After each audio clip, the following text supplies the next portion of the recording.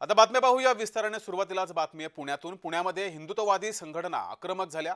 अनधिकृत दर्ग्याविरोधात हिंदुत्ववादी संघटनेनं आंदोलन केलंय। आमदार योगेश टिळेकर सुद्धा या आंदोलनामध्ये सहभागी झाल्यात। हिंदुत्ववादी संघटना आक्रमक झाल्या असून पुण्यामध्ये हे आंदोलन केले गेले आणि या आंदोलनामध्ये टिळेकर सुद्धा सहभागी झालेत। पृथ्वीराज चव्हाण यांचं एक वक्तव्य, त्यानंतर या सर्व संघटना आक्रमक झाल्या।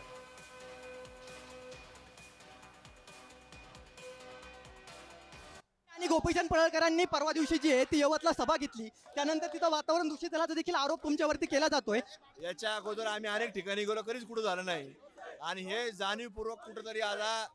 हे दुसऱ्या दिवशी जे सोशल मीडियावरती जी पोस्ट फिरवली गेली की त्याची ॲक्शनची रिॲक्शन जे आपल्याला पाहायला मिळाली।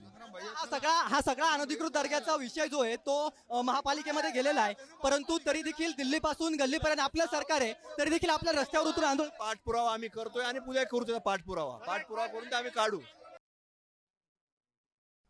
तर इथला आढावा घेतलाय आमचे प्रतिनिधी रोहन कदम यांनी, पाहूयात। पुण्यातील मुकुंदनगर परिसरामध्ये आमदार योगेश टिळेकर यांच्या वतीने जे आहे ते मुकुंदनगर परिसरामध्ये असणारं अनधिकृत दर्गा, जो की त्यांच्या म्हणण्यानुसार अनधिकृत आहे, त्या दर्ग्याचं बांधकाम जे आहे ते फुटपाथवर झालेलं आहे आणि ते हटवावं यासाठी जे आहे ते आंदोलन केलं जातं। आपण हे दृश्य पाहतोय, मोठ्या संख्येने हिंदुत्ववादी कार्यकर्ते जे आहेत त्या दर्ग्याच्या दिशेने आता निघालेले आहेत। तर त्याच दर्ग्याच्या परिसरामध्ये काही वेळापूर्वी जे आहे ते स्थानिकांनी आणि मुस्लिम संघटना असतील, दलित संघटना असतील, या विविध संघटनेच्या वतीने जे आहे ते आंदोलन करण्यात आलेलं होतं।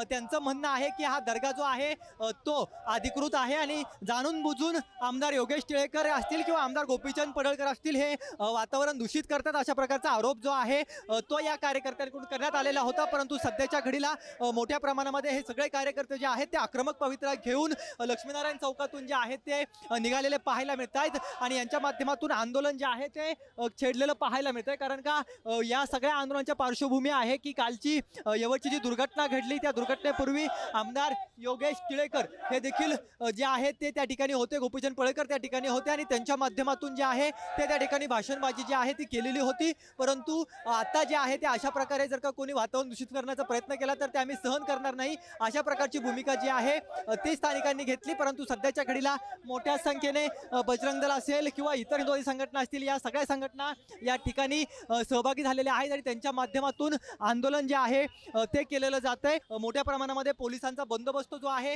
तो या संपूर्ण ठिकाणी पाहायला मिळतोय। त्यामुळे इथलं वातावरण जे आहे ते खरंच दूषित करण्याचा प्रयत्न या लोकांकडून केला जातोय का, ज्यांच्यावरती जो आरोप केला जातोय तशा पद्धतीचं उत्तर देखील योगेश टिळेकर यांनी दिलेलं आहे की हा दर्गा अनधिकृत आहे, फुटपाथवरती हा दर्गा आहे। आम्ही महापालिकेला या सगळ्या संदर्भातली कागदोपत्री माहिती दिलेली आहे, महापालिका कारवाई करत नाही म्हणून आम्ही हे आंदोलन पुकारतोय, अशा प्रकारची भूमिका देखील आमदार योगेश टिळेकर यांनी दिलेली पाहायला मिळते। कॅमेरा पर्सन दीपक मिश्रासह रोहन कदम, जय महाराष्ट्र न्यूज, पुणे।